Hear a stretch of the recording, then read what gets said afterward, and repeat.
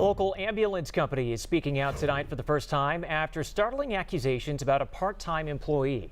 That employee, Nathan Mitchell, has been charged with sexually abusing 4 young boys. 11 Investigates broke this story that he faced similar charges nearly 20 years ago in California under a different name. Chief Investigator Rick Earl spoke exclusively with the head of quality EMS, who says he wants to set the record straight, Rick. Yeah, guys, he says they went above and beyond what's expected. Surprisingly, we discovered the state in most cases doesn't require criminal background checks for EMS workers.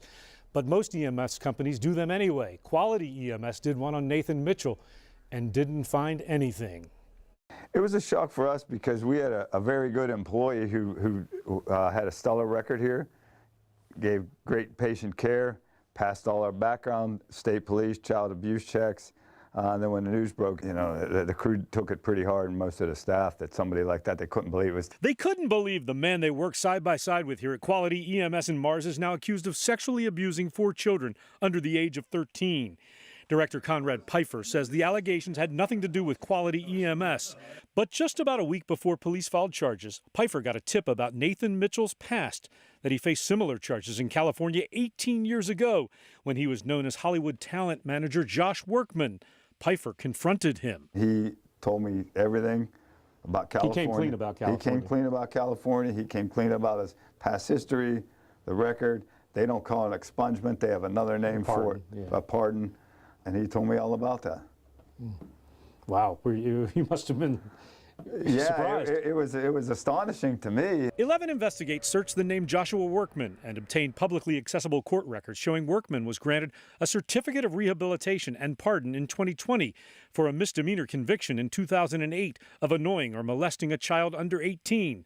We couldn't find any more documents about that case, but an online search led to a TMZ report that Workman was initially charged with felony sexual battery of a 16-year-old and pleaded no contest to child molestation and furnishing alcohol to a minor, both misdemeanors. He was required to register as a sex offender. But 3 years later, in 2011, the court dismissed the charges. That same year, he changed his name from Joshua Nathan Workman to Nathan Workman Mitchell, and in 2020 received the pardon.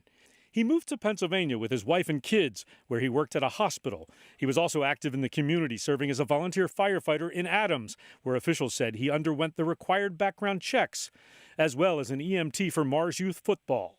Sadly, I think this happens far more often than the general public knows. Attorney Ben Andriozzi has represented victims of both clergy sex abuse and former Penn State football coach Jerry Sandusky. Sexual offenders have been doing this for years. They've been trying to start new identities and changing their names and moving to other states. I mean, that is the calling card for sexual predators. You want to get in there, we're going to do a truck check. While Pennsylvania does not require EMS workers to undergo criminal background checks unless transferring certification from another state, EMS providers like Quality have been doing them for years. Pfeiffer says when Mitchell applied for a job, he ran a state police criminal background check, along with a child abuse clearance and a driving history as well. You did the background check on him, and it came up, there was nothing there. Nothing, on 3 checks. Nothing in his background that indicated he had been in trouble in California. It just says, it doesn't give us even a background, it just says basically okay to work. No history found. In light of this, Quality EMS has changed its employment application, now requiring aliases. The state was working on changes even before Mitchell's case.